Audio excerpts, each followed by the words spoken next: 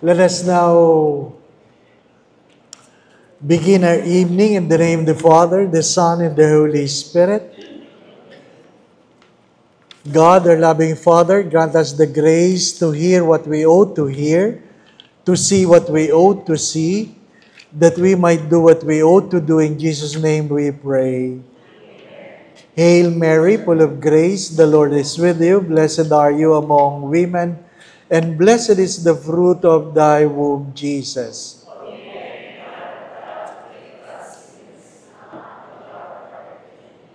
O Mary, conceived without sin, have recourse to thee. In the name of the Father, the Son, and the Holy Spirit. Amen.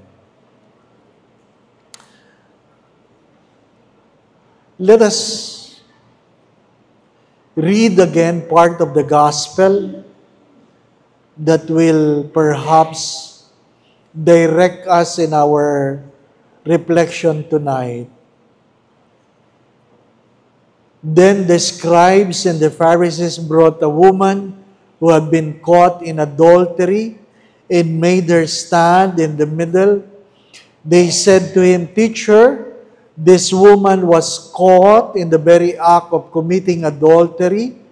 Now, in the law, Moses commanded us to stone such women. So what do you say?" They said this to test him, so that they could have some charge to bring against him. Jesus bent down and began to write on the ground with his finger. But when they continued asking, he straightened up and said to them, "Let the one among you who is without sin be the first to throw a stone at her." End of the reading.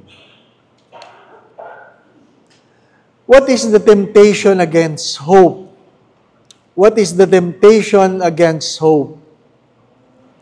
And the simple answer is despair. Simple answer, or the temptation against hope is despair. Ang kawalan ng pag-asa. Ano po? Hope, we all know, is the central message of the Jubilee year. The Holy Father proclaims Jubilee year every 25 years. Hope dwells as the desire and expectation of good things to come, despite our not knowing what the future may bring. God's Word helps us find reason for that hope. Hope is not about wishful thinking or mere optimism. Hope is born of love, based on the love springing from the pierced heart of Jesus upon the cross. The Holy Father said, "You will understand hope by looking at Christ crucified." You will understand hope by looking at Christ crucified. Why despair? Why despair? First, because the results are not according to what we expect. Meron kang hope, meron kang pag-asa, kaya lang, ang resulta, hindi yun ang iyong inaasahan. Hindi yun ang iyong hinihingi. Diba? May pag-asa kang pumasa. Pumasa ka, kaya lang 75. Pumasa naman, di po ba, no? Kaya lang, 75. Pinagdasal mo na mabuhay, kaya lang paralyzed. Pinagdasal mo mabuhay, kaya lang namatay. Nag-iwan ng maraming utang. Despair. Ano po? The result is not according to what you expect. Umaasa kang babayaran ka na ng utang, pinaasa ka lang. Di po ba, no? Hanggang ngayon, di pa nagbabayad ng utang. Ha? Sabi nila, ang pinaka tumatagal na relasyon daw ngayon ay relasyon ng may utang at inuutangan. Di ba? Yun na lang daw. Ano po? Hindi mo kasi alam kung hanggang kailan, di po ba? No? Despair because the result is not according to what you expect. Second, the timetable is not according to your plan. Umaasa ka na in 6 months, meron ng sagot, kaya lang 1 year na wala pa. Ano po? May kanya-kanyang timetable. Kasi mahalaga yung pag ikaw ay may pangarap, dapat may time frame. Ay sobra na sa time frame. Diba ano? Madanabi ako kasi sabi nung isang anak, Father, ang hirap pag tumatanda, lalong-lalo na pag babae. Pag meron kami reunion, palagi ang tanong ng lahat, kailan ka mag-aasawa? Ano pa? Sabi ko, para tumigil, pag may nagtanong, tanong mo rin, kailan ka kaya mamamatay? Ano ba?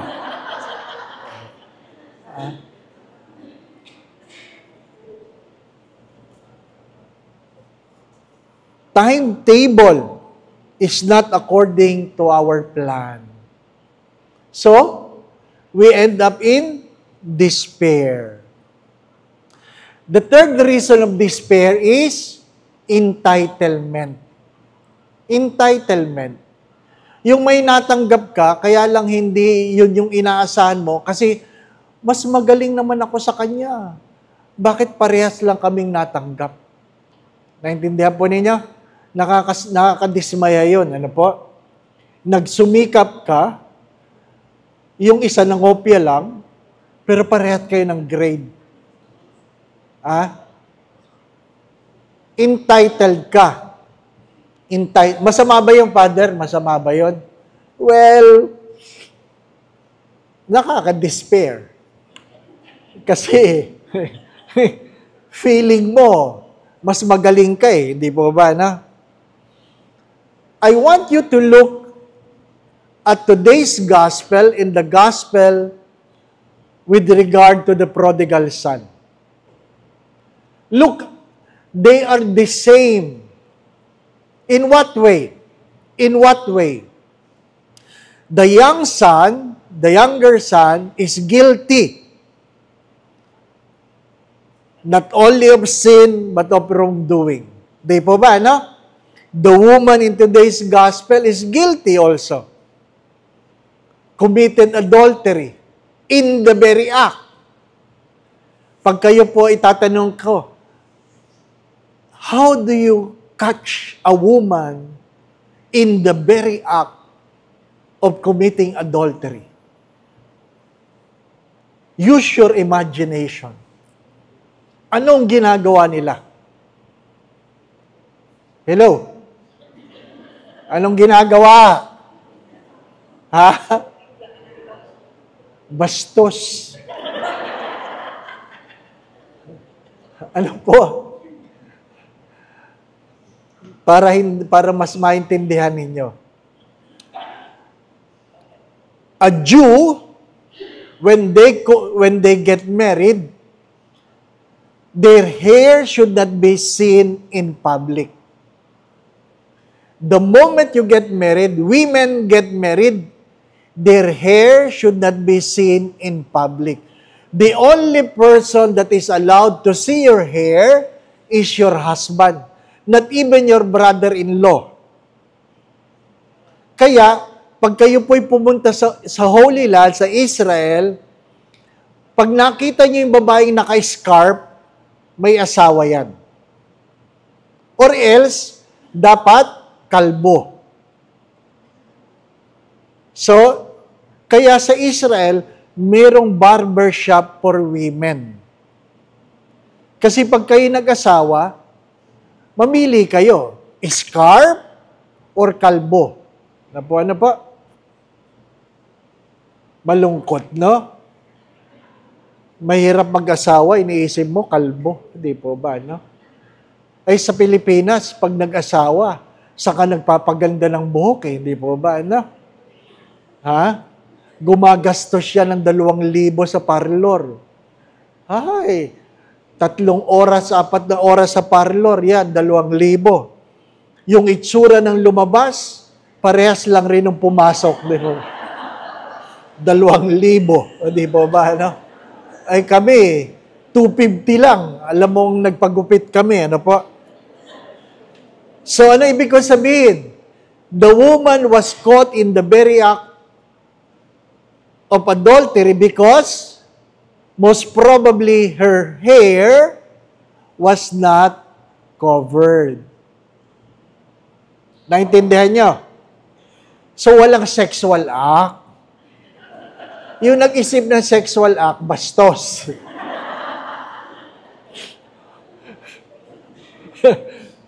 Hindi tayo ganon. Hindi sila ganon.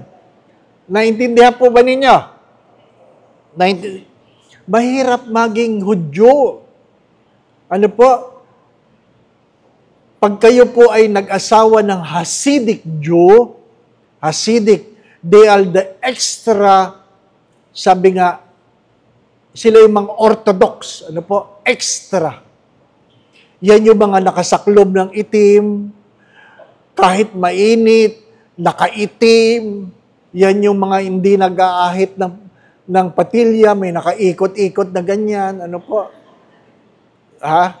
May mga balabal yan na may nakalawit na phylacteries. Ano po? Yan yung sinasabi. Ha? Yung mga babae nakaitim, hindi yan sumasama sa mga training ng army, kaya nagagalit yung mga ibang Hudyo. Hindi yan nagbabayad ng tax. Po ninyo, hindi yan nagtatrabaho. Kasi ang tungkulin nila ay ingatan ang pananampalataya ng mga Hudyo. Pag napangasawa mo yan, ano po, ang trabaho lang ng babae, manganak. Manganak. Kaya, may mga babaeng nanganganak twice a year. So, siyempre, 9 na buwan ka lang naman magbubunod, di ba? So, 12 buwan, di? Twice a year. Nanganak ka ng January, di? Bago mag-December, manganganak ka uli. Ano po? Ha? Tama naman, di po ba? Ano? Oh. Anong pinaka-intriguing?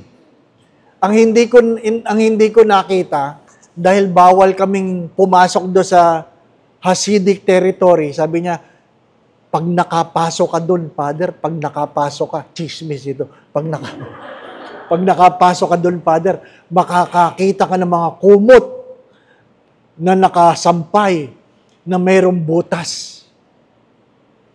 Na mayroong butas daw. Oh. Bakit? Kasi mag-asawa, pag nagtatalik, yun lang ang gagawin. Ipasok sa butas. Ano po? And the husband cannot touch any other part of the woman. Can you imagine? Because the breast belongs to the child. The breast belong to the child. Kaya mahirap maging Hudyo. Ano po? Meron silang 630 laws. 630 laws. Tayo ay 10. Pero pag pinarecite mo yung 10, meron pa rin hindi makakapasok sa langit. Ano po? Now, ano ibig sabihin ng entitlement? Ano sabi ng panganay? Ako, naiwan ako dito. Sinunod ko lahat ang iyong kautusan. Ngunit, ni minsan, hindi mo ko pinagpatay ng kambing. Di po ba, ano? The frustration, the despair is because I am entitled. Hindi mo siya pinarusahan. Hindi lang yung ako'y nararapat, pero bakit hindi mo siya pinarusahan? The same of today's gospel. Anong kalungkutan nila? Hindi pinarusahan ang babae. Dapat batuhin. Pero, ano sabi ng Diyos? Yung hindi nagkasala, siyang unang bumato. Kaya sila ay in despair. So, hindi lang yung hindi mo nakuha yung result, hindi lang yung maayos ang timetable, but sometimes your despair is brought about by your entitlement. Entitlement. Magulang ka, entitled ka sa respect, pero hindi ka ginagalang ng anak mo, kaya ikaw ay in despair. Naintindihan po ninyo? So maganda pong pagnilayan sa gabing ito, ano yung causes of your despair? Causes of your despair. Nag-aral naman ako, di po ba, ano? Nagdadasal naman ako. Kaya lang, bakit ako may cancer? Nagsisimba naman ako, nagsiserve naman ako, bakit ako may sakit? Sabi ng mag-asawa, matagal kaming nag-serve sa community, bakit hindi kami binibless? Maganda, well, those are valid questions. But I don't have the answers. Ano sabi nila? If you will not ask questions, you will not find answers. You have to ask. Hindi masamang magtanong.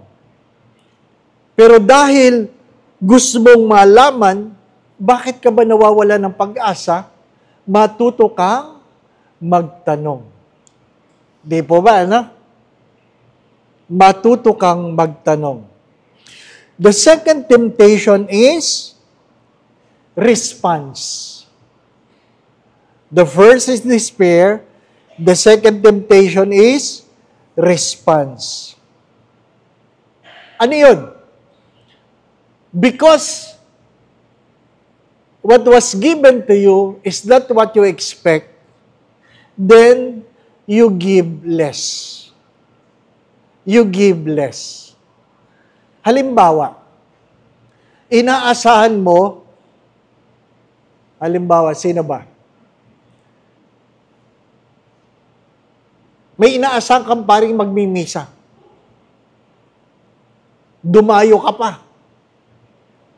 Inaasahan mo si Father magmisa. At nang pumasok yung pare, hindi yun ang inaasahan mo. Ba't siya? Ano po niya, ano? Yung iba nga umaalis sa misa eh. Oo. Bakit? Hindi siyang inaasahan kong magmisa. Well, hindi ka umalis. Hindi ka nakikinig kasi ayaw ko sa kanya. Di ko type. Ano po? Kaya pagdating ng koleksyon, hindi mo hinulog buo. Kalahati lang. Kalahati lang. Ano po? Ha? Kasi, harang. Ang tawag doon, harang. Ano po? May harang eh. Di po ba?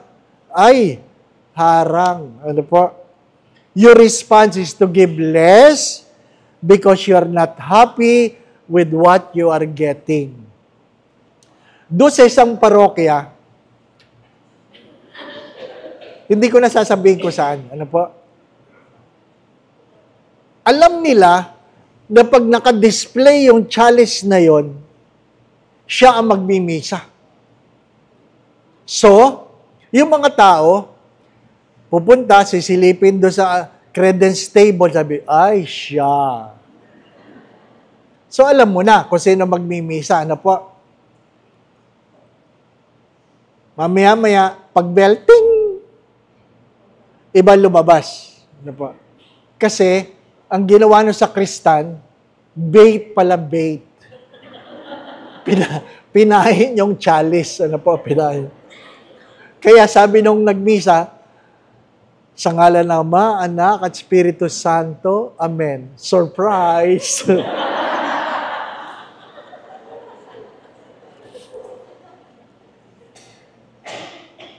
Anong problema doon? Ang problema doon ay, dahil meron tayo mga biases, nagsasara ang sarili nating pag-iisip. You give less, you participate less. You participate less. Ayaw mo na. Ayaw mo nang kumanta. Wala na. May mga misa lang ito pinag-uusapan natin. Misa pa lang, ano po? Hindi pa kasama yung mga program saan? Sa opisina, concert, di ba, no? Concert.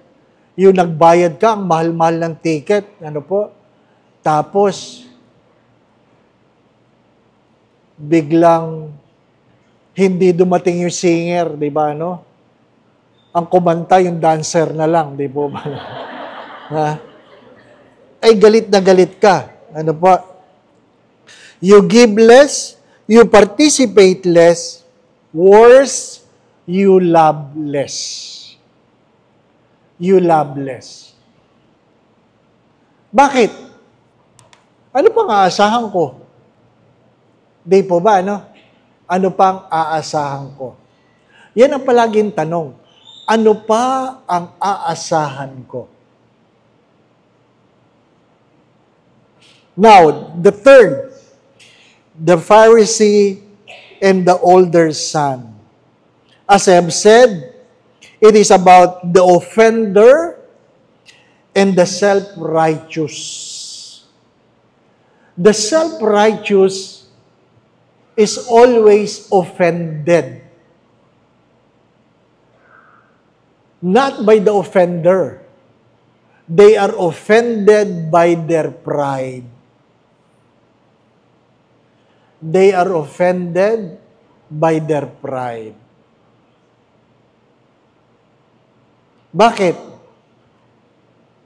Bakit naman yan? Ba't naman ako na-level dyan? Di po ba, no?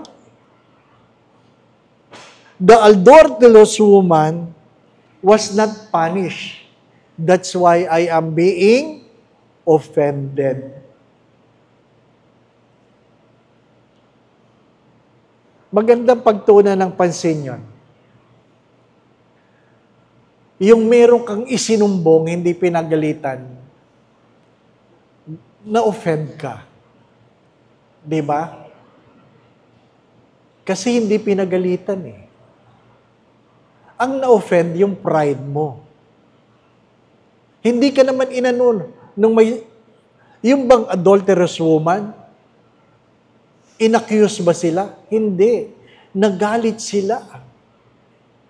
Kasi, ang sabi ng Jesus, yung walang kasalanan, siyang unang bumato. Masakit yun. Because you are forced to accept that you are a sinner. Bakit hindi mo mabato? Kasi tanggap mo. Offender ka rin. Your pride is being hurt.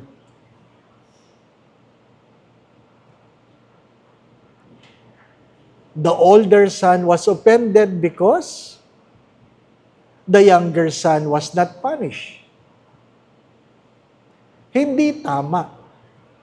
Kaya ano sabi ng panganay? Yung anak mo, di po ba, no? Di ba pag nag-aaway, yung anak mo, yung mag-asawa nga eh, nag-aaway yung mag-asawa tungkol sa anak, sasabihin ng isa, yung anak mo, di ba? Parang yung tatay, hindi niya anak yung anak, di ba? Anak ko lang? Di ba? Magandang pagtunan ng pansin yon. They were offended because the offender, the sinner, was met with mercy and blessing. Mercy and blessing. Minsan may nagsabi, maraming hindi makakapasok sa pinto ng langit, hindi dahil marami silang kasalanan.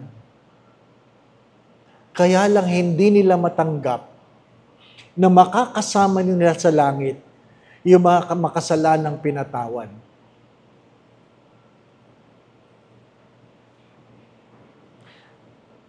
Hello? Naintindihan po ba ninyo yan? Maraming hindi makakapasok sa pinto ng langit, hindi dahil meron silang kasalanan, kundi dahil hindi nila matanggap na yung makasalanan makakasama nila sa langit.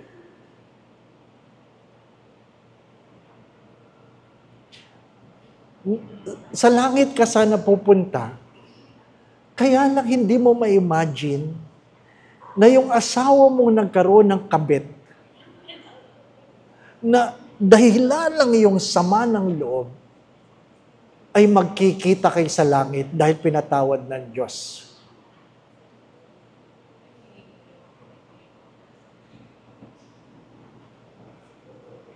Diba? Kaya mo bang isipin yon? Kaya pag nilayan ninyo, yung mga galit na galit ka, pinagnililayan ko ito eh. Ha? How would you feel that someday you will be sitting beside in heaven the person who shot your son? Diba?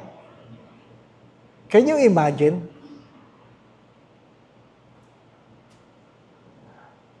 Anong inyong kinagagalit? Anong inyong kinagagalit? Kanino kayo galit? Mag-isip kayo, mag-isip kayo. Ng taong ikaw ay galit na galit, mag-isip kayo. Hindi nagbayad ng utang, ano pa? Ha? Asawang nakiapid, ano pa? Taong nakadisgrasya, namatay ang mahal mo sa buhay. Anong? Think. Hello? Imagine, use your mind. Use your mind. Yung, halimbawa, yung lusot ka na sana, naisumbong ka. Di ba? Di ba? Yung hindi ka tinanggap sa trabaho, halimbawa, hindi ka tinanggap sa trabaho. Use your imagination. The worst person, perhaps. Imagine the worst person. Hello? Nag-iisip ba kayo? Ha? Inaanyayahan ko. Think of that person. Think of that person.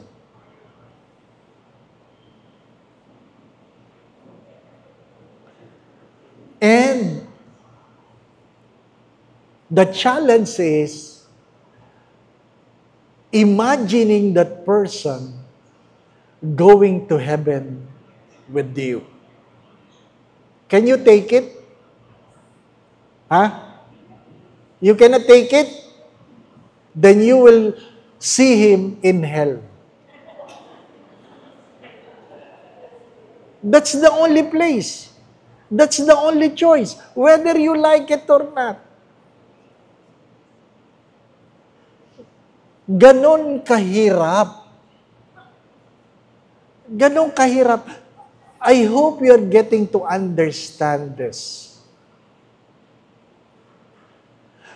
Heaven is not only about righteous people. Heaven is about people who are capable to love or capable of loving those you hate, those who have hurt you. Kaya, pag nilayan ninyo, you want to go to heaven? Can you imagine you're a Pharisee and you condemn a woman caught in a very of adultery and you will be sitting beside this woman? And how would you think what was and what will be in the mind of the woman? Na ikaw ang katabi niya sa langit, di ba, no? Yung, ay, ito yung nag-ano sa akin, ito yung naglaglag, di ba, no? Di ba?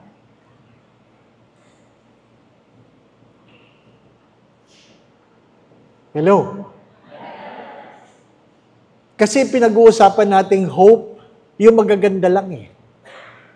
Pero hindi yan ang hope na sinasabi na Santo Papa. Hindi yan ang hope.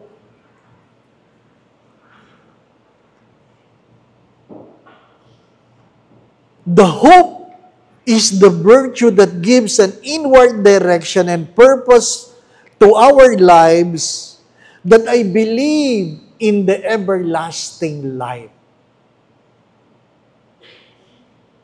My dear friends, my brothers and sisters, you have to understand that your criteria is not the criteria of people who will enter heaven.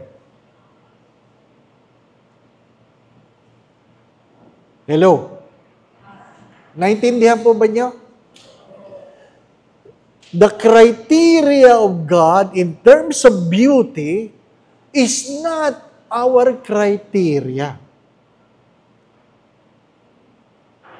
The criteria of being holy is not what we think. Imagine this.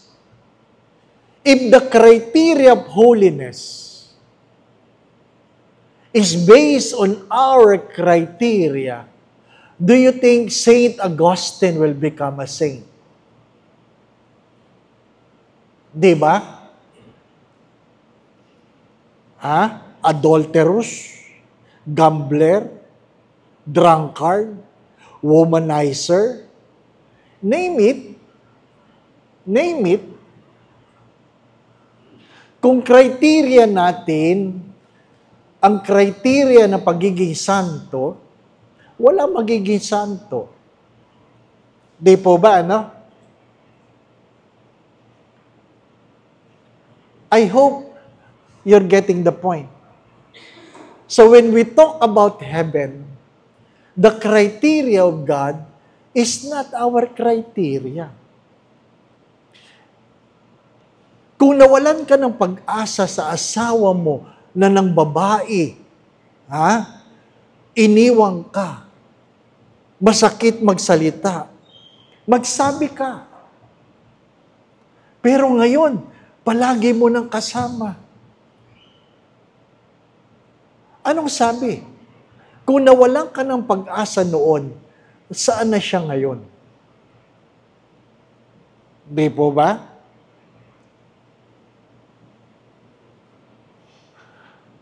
Kung ang criteria natin ang susundin ng Diyos, wala tayong Moses. Kasi mamamatay tao.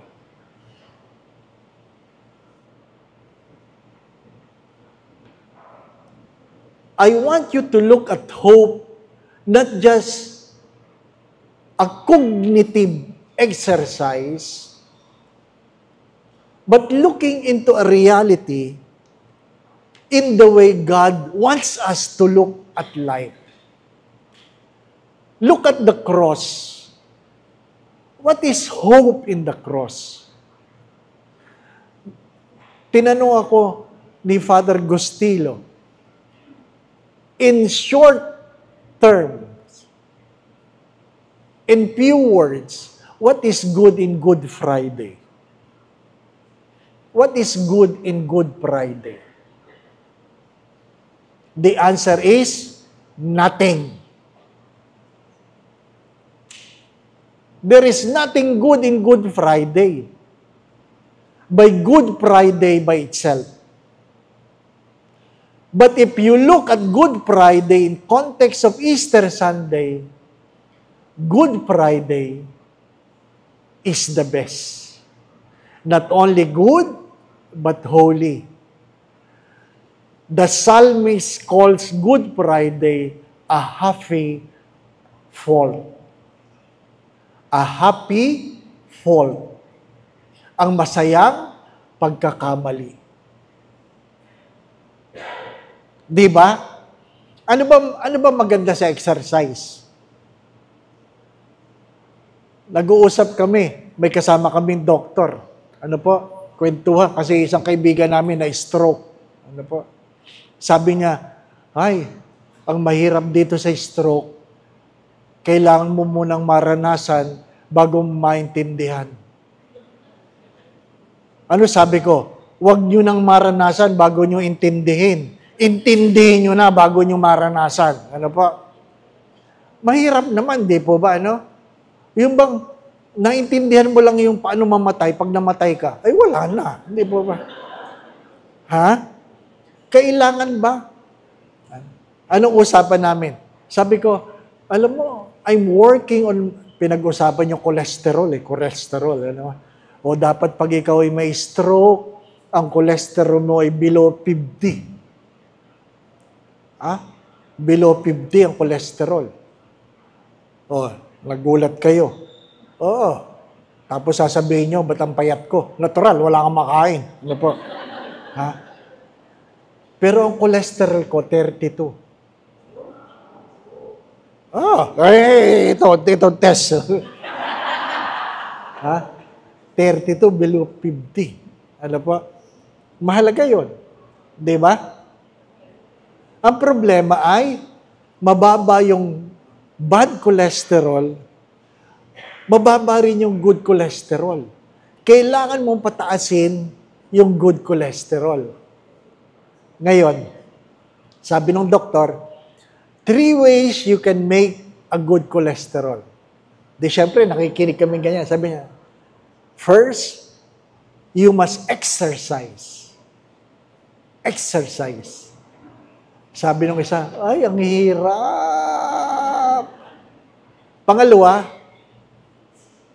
you drink red wine. Oh. Doc, may nandiyan yung doc na kaibigan ko. You drink a glass of red wine. Wow! Pangatlo, there's a medicine, I forgot the name. But the problem is, it will affect your kidney. Kaya hindi pinapainom. Ano po? Pero pag bagsak na bagsak daw yung good cholesterol, binibigay daw yon in 2 weeks or something like that. Ano po? Ito na. Ano sagot ng isang kaibigan namin? Since I can only do one, and I cannot do the other 2, I triple the one I can do. And what is that? I drink 3 glass of red wine.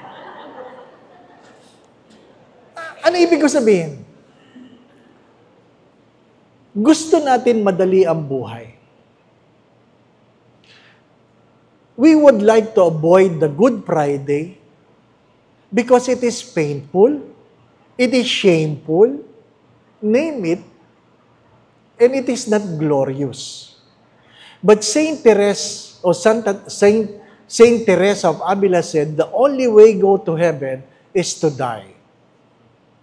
The only way to go to heaven is to die.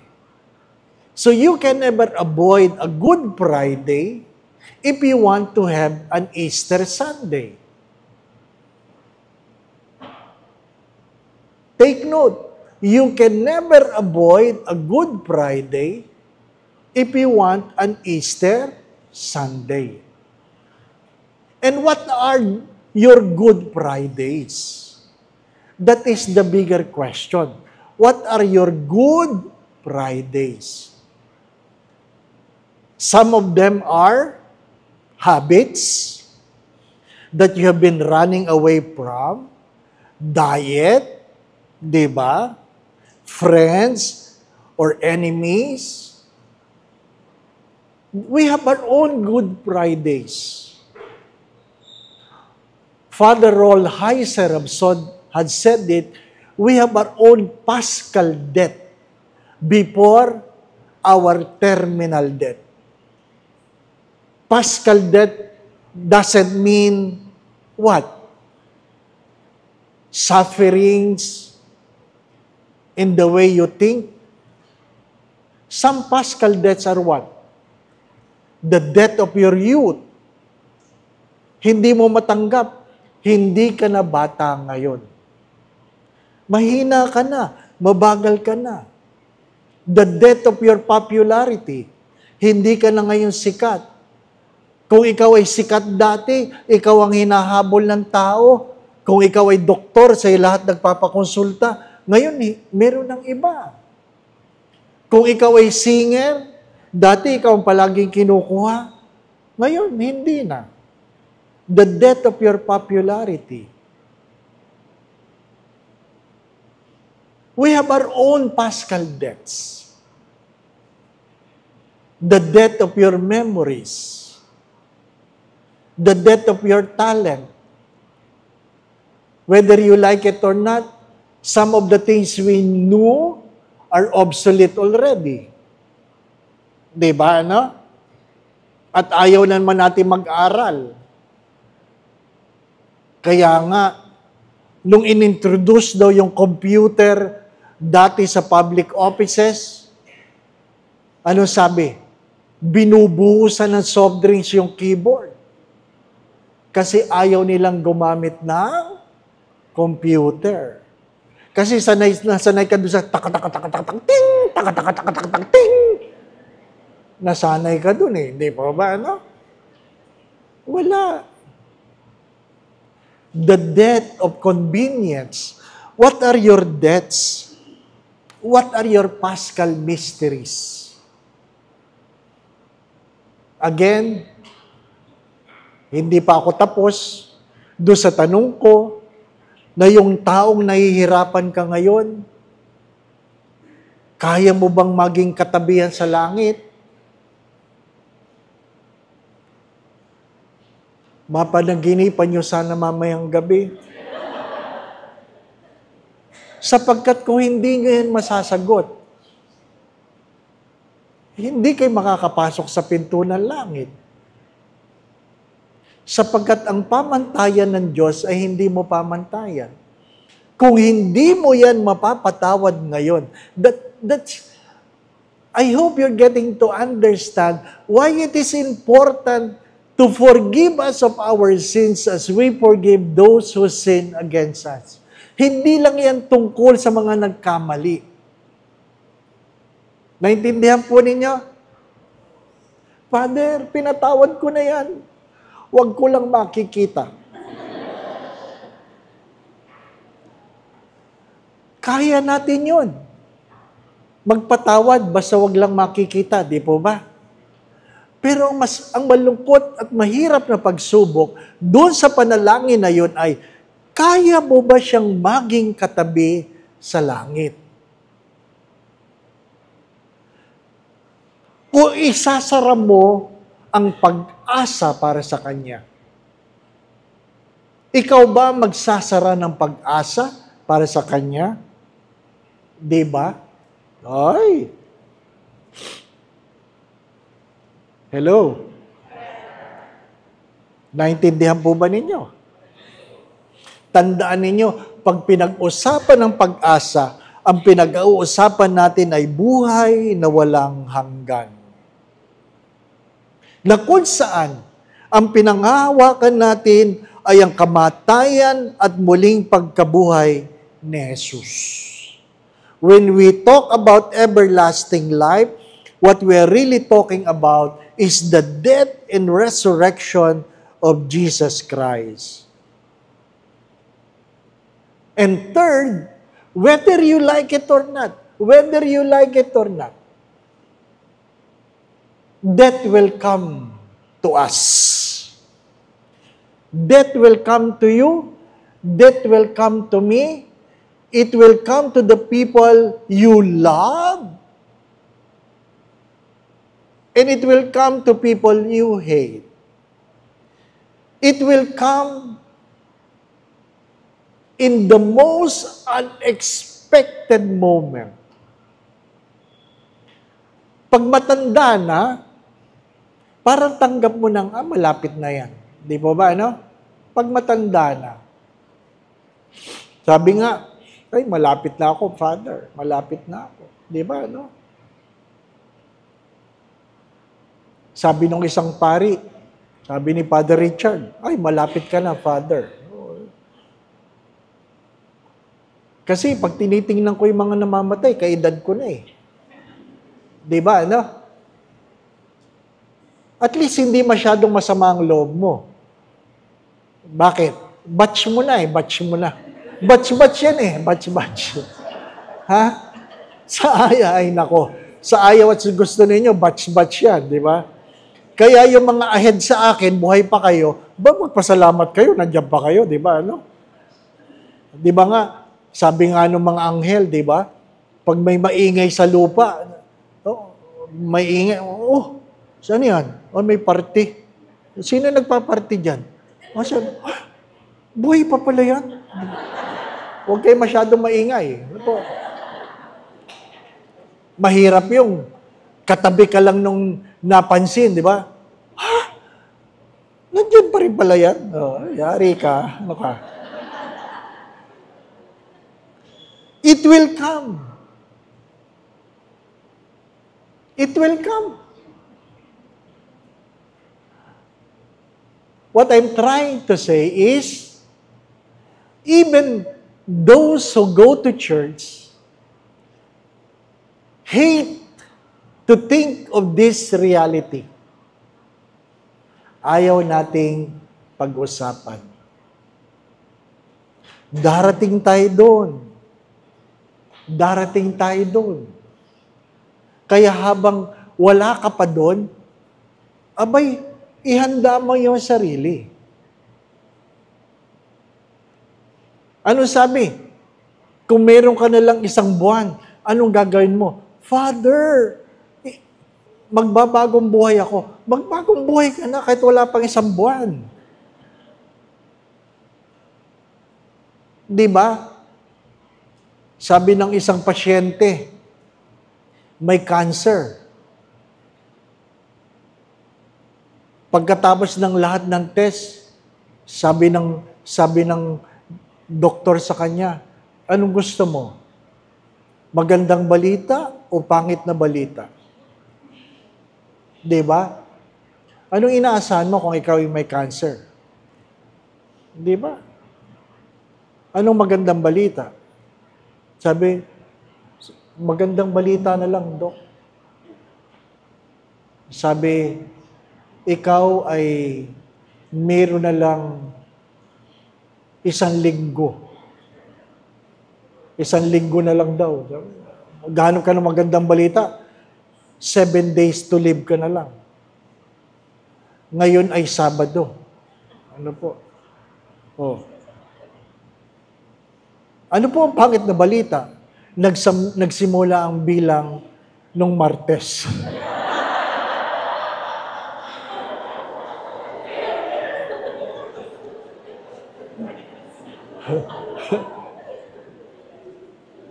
Diba? Hope for the best, expect the worst. That's why you begin to understand the book of the Proverbs, the book of wisdom. When you know your days are numbered, you grow in wisdom. Death is painful, but it is unavoidable. Anong meron? Sabi ng Santo Papa, then we aspire for happiness. We aspire for happiness. And what is happiness according to the Holy Father? Being able to live in love. being able to live in love. It is not about being able to eat what you want to eat, being able to go where you want to go. It is never about number of years. As I always say this, what really matters most is not what your hands can hold, but what your hearts can keep. And what is that? Love. Love. True happiness will only be found in love. That God was able to love a sinful woman. A father was able to love the younger son. He was able to love even the older son. And Jesus was able to love even the people who accuse the sinful woman. He did not judge those who condemn the sinful woman. He did not. He gave them a chance. He gave them a chance. Those who sin, who do not sin, will throw the first stone. Because nothing is hidden before the eyes of God. Do not forget that at the end, we will be judged by God. At the end, I will not stand before you to judge me. I will not be standing before anybody in this world to be judged. I will be standing before God as judge. Kamakailan lamang, may bumabatikos. Ano po? At ang butihing paalala ng aking kaibigang obispo ay huwag makakalimot, merong araw ng paghuhusga. Yung feeling mo, ikaw ang hari ngayon, huwag ka makakalimot, may araw ng paghuhusga. There will be a day of judgment. Kaya nga sabi ni St. Ignatius of Loyola, when you pray every day, imagine in praying that you are standing in the judgment of God. Learn to be shameful rather than being guilty. Anong pinagkaiba nun? Yung guilty, nahuli na may ginawang kasalanan. Yung ashamed, kahit walang nakakahuli, nahihiya. Naintindihan po ninyo? Kasi yung iba, feeling nila okay lang kasi wala namang nakakahuli. But St. Ignatius of Loyola, remember that you will always stand before the judgment of God. That's why what is the invitation? Not only in seasons of Lent, that go and avail the grace of the sacrament of penance, the sacrament of reconciliation. Why?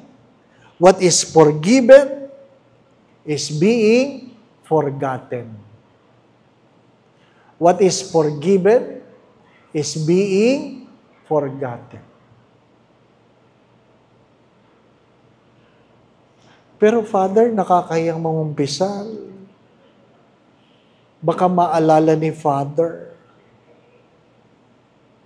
yung isang bata ayaw mangumpisal kasi alam nung bata na kaibigan ng nanay niya si Father. Nung makita niya yung paring, Ama, no. Nung tinanong bakit? Because I know your friends. He will tell you my sins. Ha? Sa dinami-dami naming dapat iisipin pa ba namin ang kasalanan mo? Di ko na nga maalala ang pangalan mo, kasalanan mo pa. Diba? Avail of the sacrament of penance. Sabi nung isa, I was never been into confession. I was never been into confession. May drama ako dyan. Pero hindi nyo na ito magagamit sa akin. Nakwento ko na sa inyo eh. Meron ng umpisal. Pag kumpisal niya, umiyak siya. Tapos sabi niya, I have never been into confession. I'm already 54. And I do not know how to confess. But I am sorry for my sins. Tumayo ako sa aking kinauupuan. Nakaluhod pa siya doon. Feeling niya, nandun pa ako sa kabila. Ano po? Tapos sabi ko sa kanya, can I embrace you? Can I embrace you? I just want you to know that God welcomes you. E di syempre may drama, di ba? Pero hindi nyo na yun magagamit. But it was one of the most memorable experience in the confessional. Yung ikaw ay magsisi, sapat na. Yung ikaw ay magsisi, the desire to repent is more than enough than telling me your sins. Ang kalaban nun ay ano, yung nangungumpisal na, nagsisinungaling pa. Nangungumpisal na, nangangatuwiran pa. Ano po? Yun ang nakakainit ng dugo. Ano po? Avail of the sacrament of penance. 7, do not lose hope. And the way to keep your hope is to keep people who has been an inspiration of your hope. May mga taong mawawalan ka ng pag-asa. Pero may mga taong patuloy na nagdudulot ng pag-asa. Yun ang mga taong tingnan mo. Yun ang mga taong hanapin mo. Ang mga taong nagdudulot ng pag-asa. Di ba? May mga taong sadyang nagdudulot ng pag-asa. Kung wala kang makita, tingnan mo ang mahal na Birhen, ina ng pag-asa. Tingnan mo, hindi niya naintindihan lahat, pero hindi siya nawala ng pag-asa.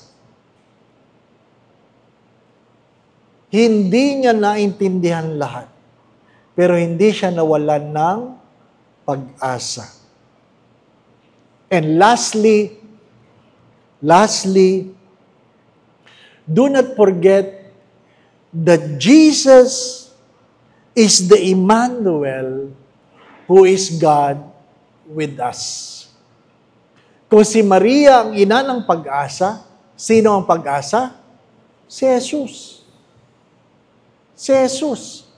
Hindi siya nawawalan ng pag-asa. The temptation against hope is within us. But the hope is to look on a God who never abandoned us. A God who in the cross looks at you and never lose His hope. Hindi nawalan ng pag-asa.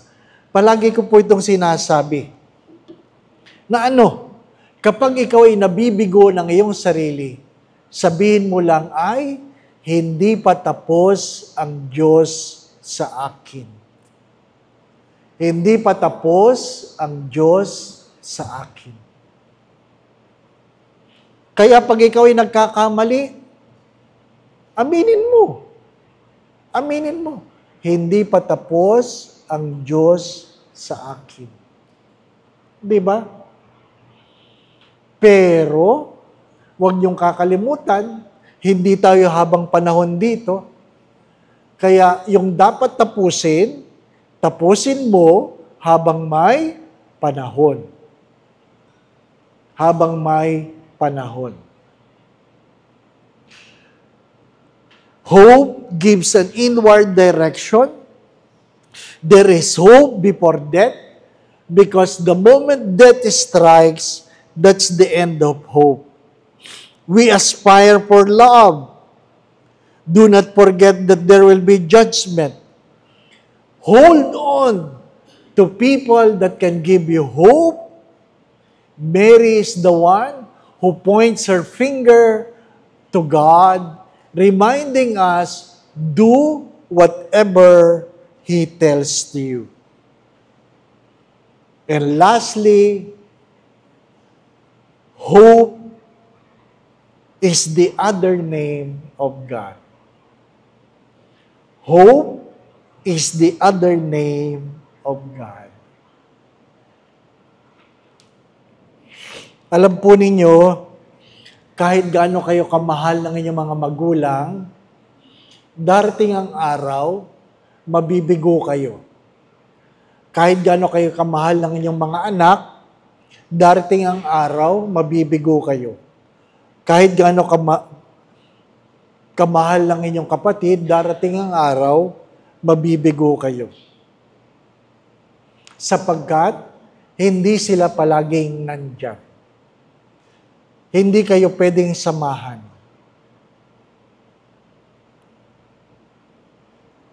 Sa anong pamamaraan? Well, pag ikaw ay nagkasakit, ikaw lang ang may sakit. Diba, no? Kahit sabihin ng nanay, sana Lord, ako na lang. Pero hindi. Ikaw. Di po ba, no? Kahit gaano kakamahal lang iyong magulang, pag ikaw ay sisingap-singap doon at naghihinga, ikaw lang yun. Di po ba, no? Ha? Kahit ano ang anoint sa'yo ni Father, ikaw lang yun. Di ba, no? At higit sa lahat, pag ikaw ay inilibing, ikaw lang yun. Walang sasama. Aba, pinagtatawanan natin, pero yan ang katotohanan. Huwag kayong maniwala doon sa walang iwanan.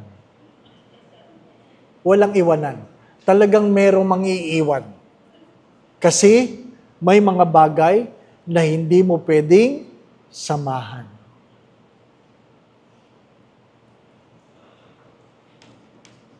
There is nothing extra in tonight's recollection, but an invitation to a self-introspection, and perhaps the most difficult question is, am I willing to sit with the person who hurt me in heaven? That is the most difficult question for tonight. If you cannot answer that question, then heaven might be far from you. Or, you are far from heaven. Because Lent is an invitation to forgive everyone whom you consider sinful. Kaya nga, hindi ko naman sinasabing, i-tolerate mo ang pagkakamali. Pero habang maaga, kaibiganin mo na ang mga taong baka yan ang dahilan na hindi ka makapasok sa pinto ng langit. No? Kaya nga sabi ng Santo Papa, kung merong taong nahihirapan kang pakisamahan, ngitian mo na lang. Hello? Kung meron kang taong nahihirapan pakisamahan, ngitian mo na lang. Mag-practice na kayo. Opo. Ngitan. Di ba? It could be your wife, your husband. Di ba? Ngitian mo. At least smiling ka, di ba, no?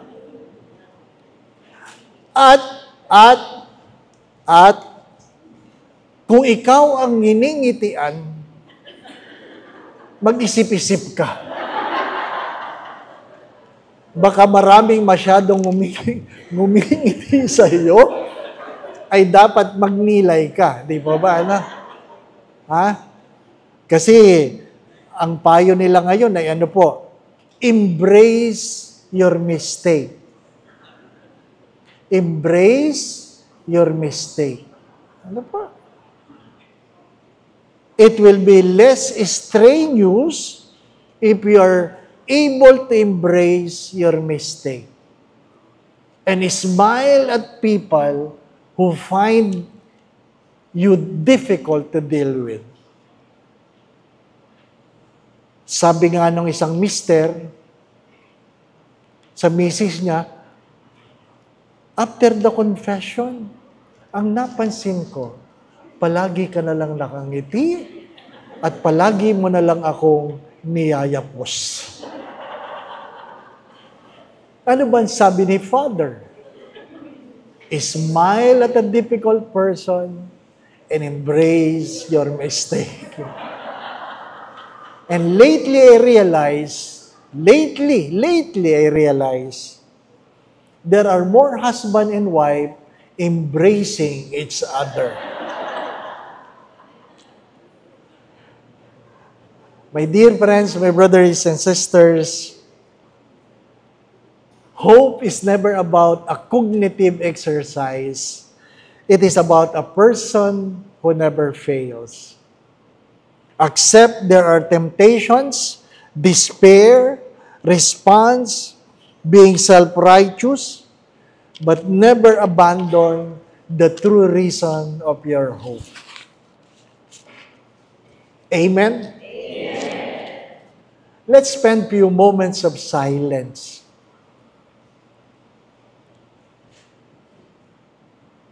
And I invite you to dig into your heart. Dig into your heart.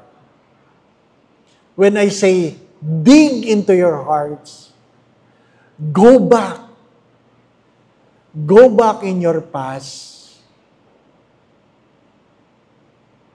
And think of people who have hurt you that you try to forget so that you will able to forget the pains they have done to you.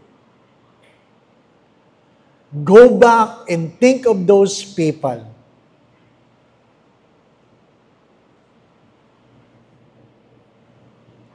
Even though you do not feel it, I invite you to pronounce the words of forgiveness to that person. I forgive you,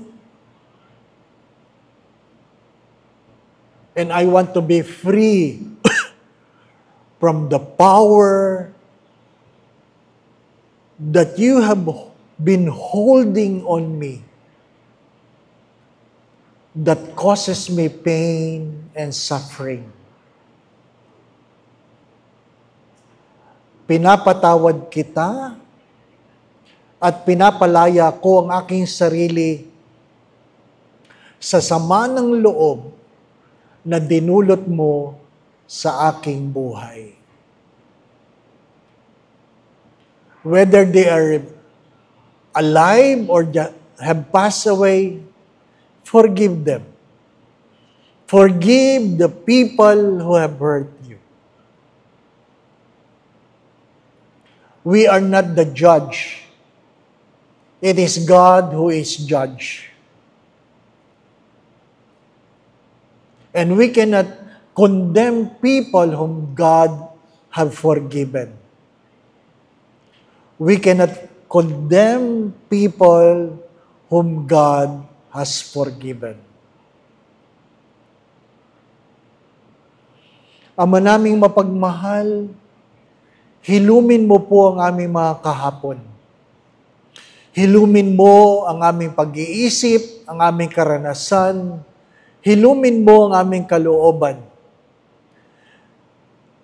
Na patuloy na nagdurusa, dala ng sakit at sama ng kalooban, na dinulot ng mga taong naging takwil, nagkasala, nagkamali laban sa amin. Panginoon, bigyan mo kami ng kalayaan sa pagiging mapagpatawad sa aming kahapon, sa mga taong nagkamali sa amin, at hinihingi po namin ang biyaya na turuan mo rin kaming patawarin ang aming mga sarili. Panginoon, tignan mo ang aming pananampalataya at huwag ang aming mga kahinaan na nagdadala sa amin sa paulit-ulit na pagkakasala. Ikaw ang aming pag-asa, ikaw ang aming buhay, ikaw ang aming bukas. Tulungan mo kami na titigan ka sa gitna ng iyong kahirapan habang nabayubay sa krus.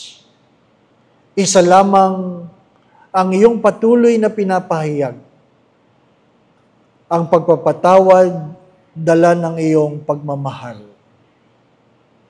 Panginoon, sa aming mga pag-uwi, samahan mo kami, ilayo mo kami sa lahat ng uri ng kapahamakan. Nawa po ang biyaya na aming natanggap sa gabing ito ay madala namin sa aming kanya-kanyang tahanan. Panginoon, hilumin mo ang sugat ng aming pamilya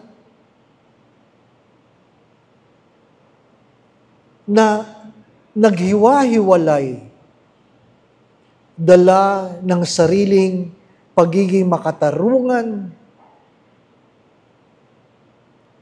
at pagiging mapaghusga sa aming kapwa. Pagharian mo ang aming tahanan ng pagmamahalan, pagkakaisa, pagkakasundo-sundo. Nawa po'y ang kapayapaan ay manahan sa bawat puso ng bawat isa, upang panumbalikin mo ang kasayahan ng aming samahan at ugnayan. At dahil dito, Panginoon, naway mabuhay kami sa kasaganahan.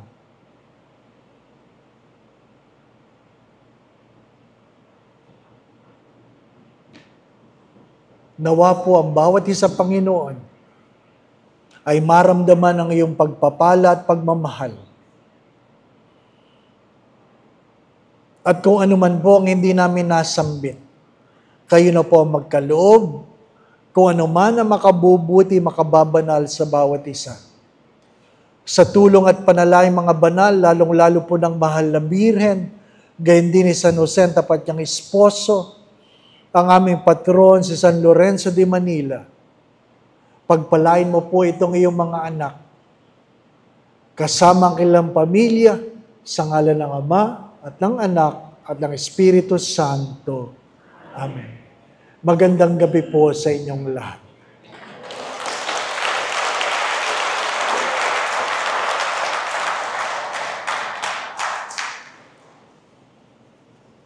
Tapos na po. Ingat po sa pag-uwi. Ano po? Ingat. Ano po? Salamat po. May you have a good Holy Week and a Easter Sunday.